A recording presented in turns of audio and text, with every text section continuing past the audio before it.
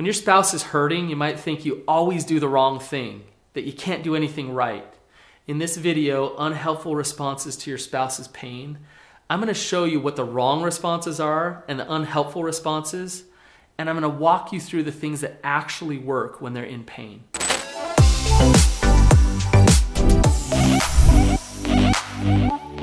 I'm a pro at understanding partners' pain.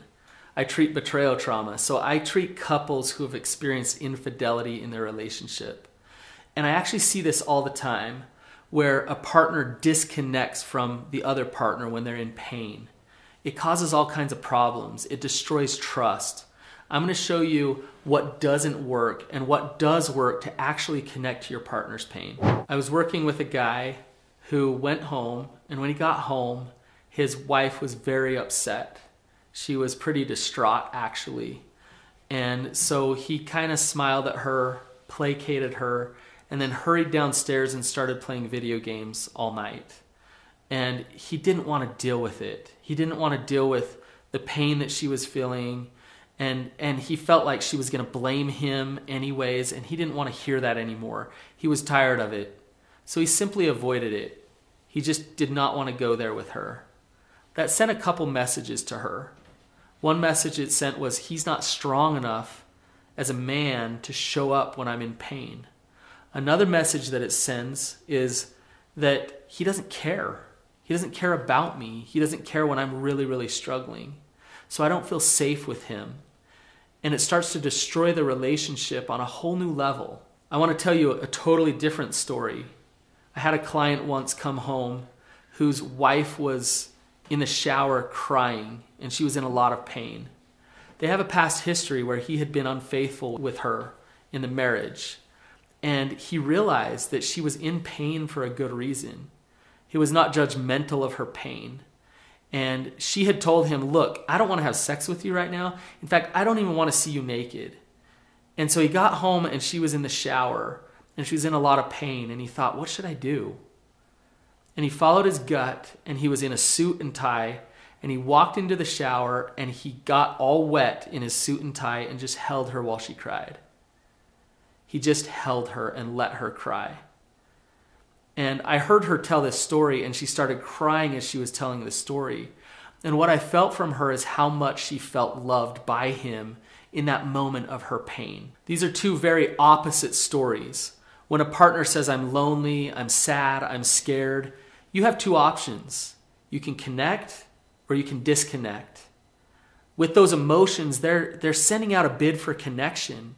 I want to feel loved. I need support right now. Now, they might not want it from you in that moment, but they're sending out a bit of connection. I need some help. And if you're connected to them, you'll know whether to step into that with them and really help them, or whether you can take some space and do it when the time is right. When it comes to deep pain in the relationship, there are things that somebody will do that are really destructive. One of those things is turning the tables. What that is when somebody feels emotional, it's actually making it about you, not about them. It's like, well, why are you mad? You shouldn't be mad. I'm the one that's mad because you're always mad. Do you see how that doesn't work? It's saying, you're the crazy one, you're the mean one because you're sad or scared or lonely right now. Not only is that disconnecting from their pain, now you're piling on. They're already hurting and you're attacking them in that moment.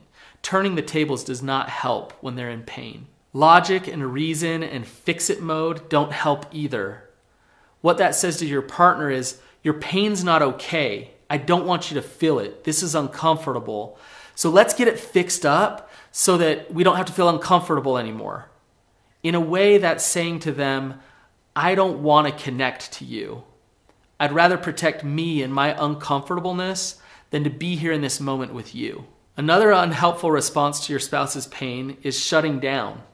So like in my first example, he listened to her, he realized that she had emotion, and he got out of there. He went down to the basement, he shut down, and he did not want to deal with it. So that doesn't help. It doesn't help her process her pain if you just shut down. Another thing that's not helpful is taking accountability for what's not yours and becoming over apologetic. I'm sorry, I'm sorry, I'm sorry, I'm sorry.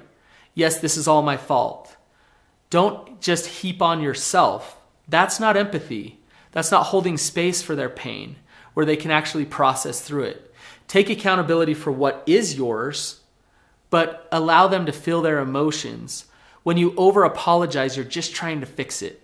Creating a distraction is a common thing as well, and you can do that in many ways. You can say, hey, let's talk about the kids instead. Or I'm going to get really angry and upset right now about something else because I can't handle your pain. So try not to create a distraction and try to just be there with your partner in their pain. And lastly, don't minimize their pain. Don't tell them that it's really not that big a deal. You shouldn't be feeling what you're feeling. It's just this little thing. Or I kind of only did this thing, so why are you so upset? Don't minimize it. That invalidates their pain, and it says to them that they shouldn't be feeling what they're actually feeling. Now I'm going to share with you what actually works to hold your partner's pain and help them process through it. But before I do, if I'm missing any disconnection strategies or some of your favorites, please comment below. I'd love to see them. One of the most obvious things that you can do when your partner is in pain is to listen. And I mean really listen. Reflective listen.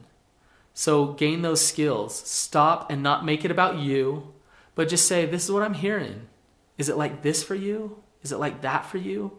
Become inquisitive. Become an explorer. When you're exploring what they're feeling and you're helping them explore what they're feeling as well. As you do this, they're going to realize, oh, you're on my team. You're actually here to support me through my pain because you're helping me explore what it is and get through it. It's important that you learn how to validate. What validation is saying you're not crazy and you're not wrong for feeling what you're feeling. So it's not saying I agree with you, that the way you see this is exactly how it is. That's not validation.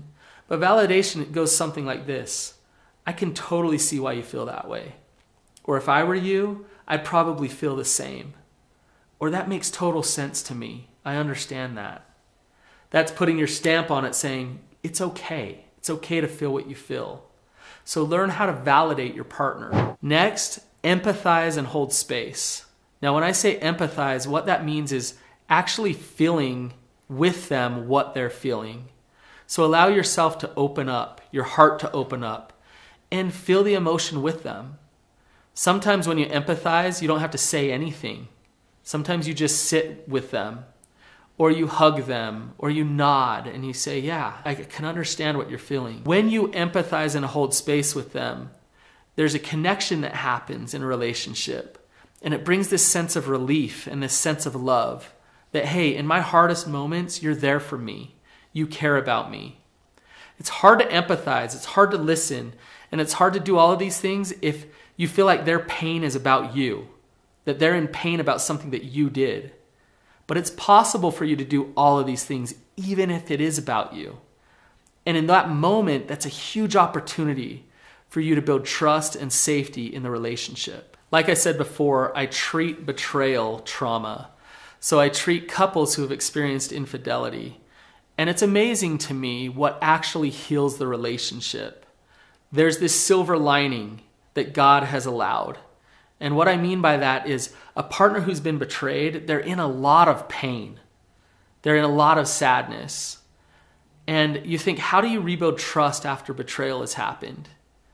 And how you rebuild trust is to actually hold space for your partner's pain, is to be a person who can be there for them as they process through what they're going through.